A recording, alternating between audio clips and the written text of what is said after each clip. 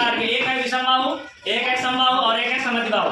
तो पहला त्रिभुज है विषम बाहु, ऐसा त्रिभुज जिसकी सभी भुजाएं कैसी हो ना, गलत हो गया, सभी भुजाएं अलग अलग हो, कैसी हो अलग अलग का मतलब हो अथवा विषम हो, सेम नहीं हो, एक जैसी नहीं हो, अलग अलग या विषम हो, कैसा कहलाता है?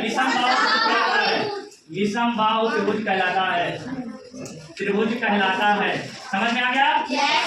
ऐसा त्रिभुज जिसकी सभी भुजाएं अलग अलग हो विषम बाहु कहलाएगा। जैसे एक हमने त्रिभुज बनाया, इसकी भुजा 3 है, 5 है, 6 है, एक और बना दिया इसे जुटमुट का अपना 2 4 3 अलग अलग है कि नहीं है? मान लीजिए हमने कैसे बना दिया 3 4 5 ऐसे बना दिया, तो ये इनकी भुजाएं हैं अलग अलग, समझ गए? तो ये हमारा है विषम बाहु त्रिभुज। क्या है? तो हमने ये ऐसे बना दिया। और इसका एक और नियम होता है त्रिभुज होने का, इन्हीं दो भुजाओं का योग तीसरी भुजा से ज्यादा होना चाहिए। तीसरी भुजा से ज्यादा होना चाहिए तो वो त्रिभुज बनेगा, नहीं तो वो त्रिभुज नहीं बनेगा। जैसे 5 और 3 कितना हुआ? 8, 8 6 से ज्यादा है तो ये त्रिभुज बनेगा। 4 और 2 कितना हुआ? 6 से 3 ज्यादा है? 3 ज्यादा है कि 6 ज्यादा है? अच्छा चलिए, सबसे बड़ी भुजा कौन है इसमें से?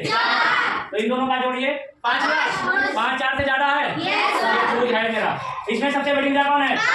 अब 5 वाली को छोड़ देना, जो 2 छोटी भुजाएं उनका योग कर लेना। 4 और 3 कितना हुआ?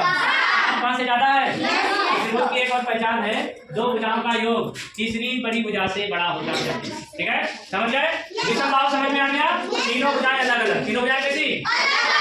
दूसरा एक है समबाहु त्रिभुज। कैसा है? अब इसमें देखना ध्यान से, नाम है समबाहु यानी समान बाहु, समान भुजाएं। ऐसा त्रिभुज जिसकी सभी भुजाएं, ऐसा त्रिभुज जिसकी सभी भुजाएं कैसी हो? बराबर हो। कैसी हो? बराबर हो। समबाहु त्रिभुज कहलाता है। कैसा कहलाता है? समबाहु त्रिभुज।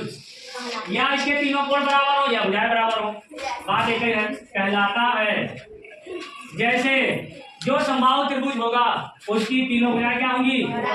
अगर 6 इसकी है, 6 और 6 तीनों 6, 5 5 वाला है तो 5 5 वाला है।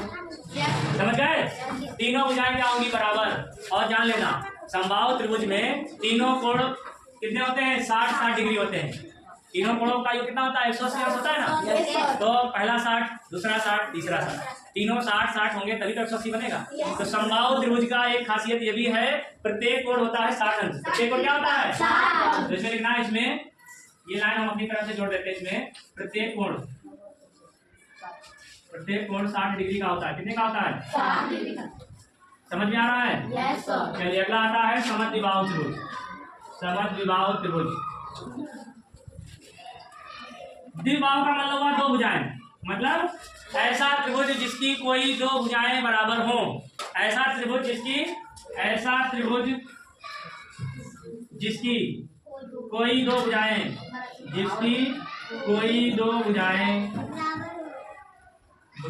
बराबर हो।